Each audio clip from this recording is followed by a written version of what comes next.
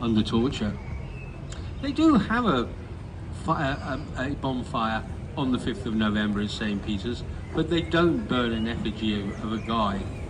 Because as the headmaster once said, it's frightfully bad form to burn an old pupil, don't you know? Anyway, that brings us to this tower on the left. Most people think that's part of York city walls, but in fact it's not. It actually was part of a defensive wall of an incredibly wealthy Benedictine abbey formed in the year 1088. That abbey was successfully carried on all the way until the reign of Henry VIII, when it fell victim to the Reformation of the church.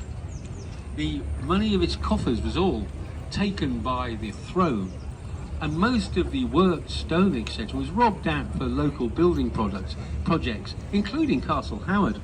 Now that tower did remain intact all the way till the English Civil War. During the English Civil War, York elected for Charles I. It was a royalist city. The parliamentarians laid siege unto York, and the Cavaliers were encamped on those grounds. The artillery of the parliamentarians were arranged on the right bank, and they pounded the tower till all that remains is what you see today. In fact, the only part of the abbey that actually remains intact and original is this building just coming up on the left-hand side with the black and white timbered building. That's the old abbey's hospitium. It was where tired pilgrims who'd had a long and arduous journey to the abbey to pay homage could actually rest up and recuperate after all their arduous task. Now, the grounds of the abbey were repurposed in the early 19th century by the York Philosophical Society and renamed the Museum Gardens. Also, they caused the construction of a very large neoclassical colonnaded building, that's it, at the top of that rise, to house the artifacts of the Yorkshire Museum. That is the Yorkshire Museum. If you carry on looking in that clip, you will see though some of the remains of the arches that still stand. There's not much, but by looking at it you can gain how beautiful that abbey must have been before the Reformation. Well, directly in front of us now we have one of the two cast iron bridges that York boasts of. This one marks the entrance to the medieval city, and you can see the city walls going away to the right hand side there. Now, those of you that live in London, or the more eagle-eyed, would say, well, that bridge is fairly reminiscent of Westminster Bridge, especially at road height with those ornate railings and actual lanterns. Well, that's not too much of a coincidence. This one was opened in 1863 and designed by Sir Thomas Page. He also designed Westminster Bridge. Now we enter the medieval city of York. I'd like to point out that rather fine building on the left-hand side. I briefly mentioned it earlier. That's the 15th century Guildhall. In that very building, James II and his entire court and entourage spent some time when he made his trip of England after his coronation. It cost the city fathers a very pretty penny, I can tell you. Not only that, in those very rooms, the £250,000 ransom for Charles I was counted out before being sent north to Scotland. I point out the ground floor, and around those windows, you see those black marks? They're washed off in a dead straight line. Well, that dead straight line marks the height of York's highest ever recorded flood. In the year 2000, it reached 5.5 metres, or some 19 feet. That's where it reached, and it washed those black marks off. Those black marks themselves actually date from 1942. In 1942, a stray incendiary device dropped by a Luftwaffe Ju-88 struck the Guildhall. It was actually intended for the railway station, but missed. It set the roof ablaze. The roof collapsed onto the first floor and second floor, which also caught fire.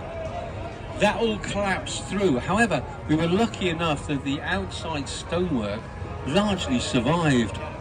It was finished being refurbished in 1962.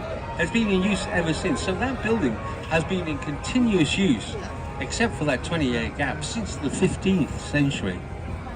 Now, dead ahead of us, we have York's oldest bridge. This is Ouse Bridge. It's one of 5 bridges that have stood in this very spot. This one replaced a Tudor bridge, which was made of wood, and it was festooned with dwellings, businesses, a police station, and one of England's first public toilets, which was a shack with a seat and a hole in it that just emptied directly into the river. But don't worry, they've moved that now to another part of York, so we can actually pass underneath without umbrellas. Now, they couldn't just simply demolish the Tudor bridge. If they'd done that, they would have cut York and Yorkshire in half. So what they actually did is they built the first half of the stone bridge, abutted up against the wooden Tudor structure. When this half was complete and open, they then demolished the Tudor structure and built the second half of this bridge. As we go underneath it, I invite you to have a look, and you'll see the join between the 2 halves of the bridge. It's quite visible, and the only place it's visible from is under the bridge. That join also marks those 2 phases of construction that I mentioned.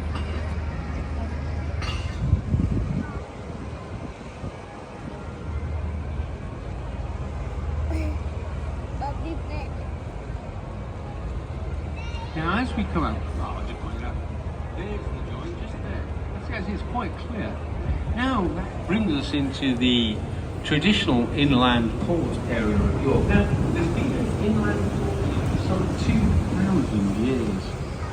The original one was a Roman one. Now, if you look on the right-hand bank, you'll see the preserved wood mill quay and the mill itself, along with the skeletal remains of the old steam cranes that used to take the goods from the Humber sailing barges up into the mill itself. Now, that gives testament to the industrial nature of this port, as does the outline of the ghost warehouses all down Queen's Staith on the right-hand side. Alas, their warehouses no longer there. Businesses, hotels, flats, etc. Can you imagine it though, when this was the second busiest inland port in England after London itself? All of the steam cranes working down here, billowing black coal smoke, lifting the sacks from the Humber sailing barges into the warehouses, containing goods from all over the world. Large parts of it would have been cocoa, dried fruits and sugars for York's many confectionery industries, of which Rowntree's and Terry's are just but 2.